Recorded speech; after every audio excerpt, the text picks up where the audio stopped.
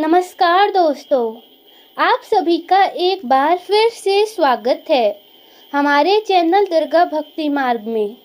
आज मैं आप सभी को सुनाऊंगी पुरुषोत्तम मास में स्नान की कहानी। अधिक मास में प्रतिदिन सुने ये कहानी। यदि आपने अधिक माह का स्नान कर रखा है तो पूजा करने के बाद यह कहानी सुने, लेकिन यदि आपने महा स्नान नहीं किया तो भी भोजन करने से पहले इस कहानी को प्रतिदिन सुने तथा आखिरी में 33 मालपुए काशी की थाली में रखकर दान करें। इतना सा कर लेने पर भी अधिक माह स्नान का फल मिलता है। तो आइए सुनते हैं पुरुषोत्तम मास यानी अधिक मास की कहानी। एक राजा था, उसके 2 रानियां थी, एक सुहागन और दूसरी दुहागन। मतलब एक रानी को राजा प्यार करता था और उसे महलों में रखता था, और दूसरी रानी से ना बोलता था ना ही प्यार करता था। वह रानी महल के नीचे बने कमरे में रहती थी। बड़ी रानी सोचती थी कि राजा ने दूसरी शादी कर ली तो मेरा मान सम्मान कम हो जाएगा। इसीलिए बड़ी रानी छोटी रानी के विरुद्ध राजा को भड़काती रहती थी। तो राजा ने छोटी रानी को महल से निकाल दिया। अब बड़ी रानी बहुत खुश रहती थी। छोटी रानी हमेशा पूजा पाठ, सत्संग, कीर्तन, हवन, व्रत, उपवास, कथा, भागवत आदि धार्मिक कार्य करती ही रहती थी। यह देखकर बड़ी रानी सोचती थी कि यह सब राजा को वश में करने के लिए करती होगी, इसीलिए वह बहुत चिढ़ती थी। लेकिन राजा को इस बात की जरा भी खबर नहीं लगने देती थी और उसके विपरीत बातें करती रहती। एक बार छोटी रानी हमेशा की तरह अधिक माह में स्नान कर रही थी। वह रोजाना सुबह स्नान करके भगवान की पूजा पाठ व मंदिर की परिक्रमा व सारे पेड़ पौधों की पूजा अर्चना करती थी, जैसे केला, आकड़ा, कमल, आंवला, बड़, पीपल, कल्प वृक्ष, तुलसी, इन सब की पूजा अर्चना करती और परिक्रमा भी करती थी। यह सब पेड़ पौधे गांव से बाहर लगे थे। वह सुबह उठकर जल्दी सबके पूजन कर दिया करती, दिया बाती करती व परिक्रमा करती। एक दिन उसको बड़ी रानी ने देख लिया तो उसने राजा जी से कहा कि वह वन के पूरे पेड़ पौधे कटवा दो। उस समय बैसाख का अधिक माह चल रहा था। धूप तेज रहती थी, गर्मी का मौसम था। तब राजा ने कहा, रानी, ऐसी गर्मी में जीव जंतुओं को बैठने व रहने की जगह जरूरी है। जीव जंतु कहाँ रहेंगे? वह रास्ते में चलते चलते इंसान कहाँ जाया करेंगे? लेकिन रानी ने जिद की तो राजा ने बिना चाहे ही सारे पेड़ पौधे कटवा दिए। अब सब जीव जंतु, पक्षी, पशु परेशान रहने लगे और छोटी रानी बहुत परेशान हो गई। वह उस जगह को छोड़कर कहीं दूर पेड़ पौधों की खोज में चली गई।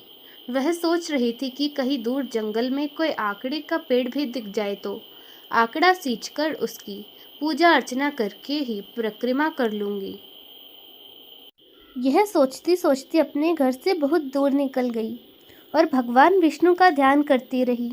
पुरुषोत्तम भगवान ने उसकी प्रार्थना सुनी और उसको एक झोपड़ी दिखी और उसके बाहर एक बड़ा सा आकड़े का पेड़ दिखा।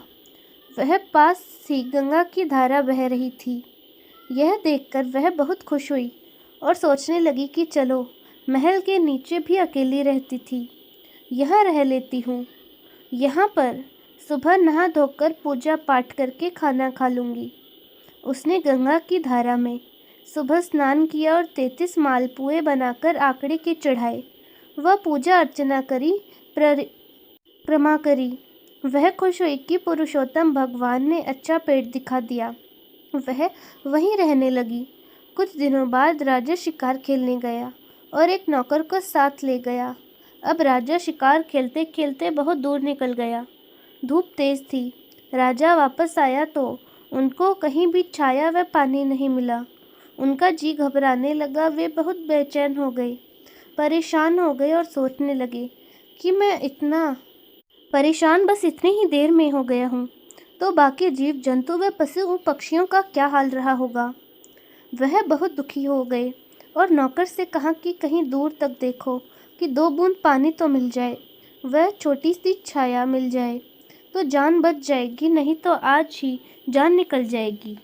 नौकर ने दूर तक नजरें फैलाईं तो वहीं रानी की झोपड़ी दिखी। वह राजा को घोड़े पर बैठाकर ले गया और आकड़े की छाया में लेटा दिया और गंगा की धारा में से पानी पिलाया। जो रानी ने पुए चढ़ाए थे वे पुए दोनों ने खाए और जल पीकर आकड़े की छाया में थोड़ी देर विश्राम करके फिर घर के लिए रवाना हुए। राजा को आश्चर्य हो रहा था कि इतनी दूर भयानक जंगल में किसने यह पेड़ लगाया और कौन इसकी पूजा करता है। इतने बड़े जंगल में कहीं भी कोई भी पेड़ पौधा नजर नहीं आ रहा था। यह तो भगवान का ही चमत्कार है। यह सोचते सोचते राजा घर आया और रात को जब सोने गया तो राजा ने सारी बात रानी को बताई और कहा कि तुम्हारे कहने से मैंने सारे पेड़ पौधे कटवा दिए। आज तो मेरी जान ही निकल जाती। कहीं भी हमें एक पेड़ पौधा विश्राम के लिए नहीं मिला। यह तो भगवान का ही चमत्कार है जो हम आज बच गए। जहाँ हमें आकड़े का पेड़ मिला और गंगा की धारा मिली, नहीं तो आज हमारी जान ही निकल जाती। राजा ने रानी से पूछा कि तुमने हमारे लिए कोई पूजा पाठ या व्रत उपवास किया था क्या, जिससे हमारी आज जान बच गई। रानी ने कहा, हमने तो आज तक ऐसा कुछ नहीं किया। राजा मन ही मन सोचने लगा, कहीं छोटी रानी ने तो हमारे लिए कुछ व्रत उपवास किया होगा। उससे जाकर पूछते हैं। दूसरे दिन राजा छोटी रानी की झोपड़ी में गए तो वह वहाँ नहीं थी। राजा ने विचार किया कि छोटी रानी कहाँ चली गई। राजा सोच में पड़ गए और नौकरों को खोजने के लिए भेजा। नौकर ढूंढते हुए वहीं जंगल में पहुँचे। वहाँ छोटी रानी उसी आकड़े के पेड़ की पूजा कर रही थी। नौकर ने आकर राजा को सारी बात बता दी। यह सुनकर राजा रथ लेकर रानी को लेने पहुँचा। राजा ने जाते ही रानी के पांव पकड़ लिए और कहा कि हमारी गलती, कृपा कर माफ़ करो और घर चलो। रानी ने राजा को उठाया और कहा कि ये आप क्या कर रहे हैं। राजा ने बताया कि हम तो आपकी वजह से ही जिंदा खड़े हैं, वरना हम तो मर ही जाते। रानी को राजा ने सारी बात बताई और पहले के अत्याचारों की माफ़ी मांगी। राजा रानी को लेकर घर आया और पूरी नगरी में राजा की जय जयकार हो गई। राजा रानी को महल ले आया। वह बड़ी रानी को देश निकाला दिया और कहा कि तुम खुद भी बुरी थी और हमें भी बुरा बनाती रही। आज तक हम तुम पर विश्वास करते रहे। राजा ने बड़ी रानी को देश निकाला दिया और छोटी रानी को महलों में रखा और फिर राजा के 9वें महीने सुंदर सा राजकुमार हुआ। राजा बहुत खुश था। राजा व रानी, देशवासी सभी खुश रहने लगे।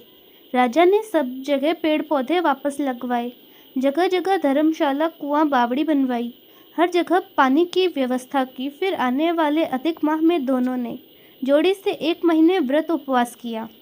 ब्राह्मणों को भोजन कराया, सोना चांदी, वस्त्र आभूषण, अन्न धन, गौ आदि सब दान दिया। हे भगवान, जैसे आपने राजा की जान बचाई वैसी सबकी बचाना। रानी को सम्मान दिया, पुत्र देना, वैसी सबकी मनोकामना को पूरी करना।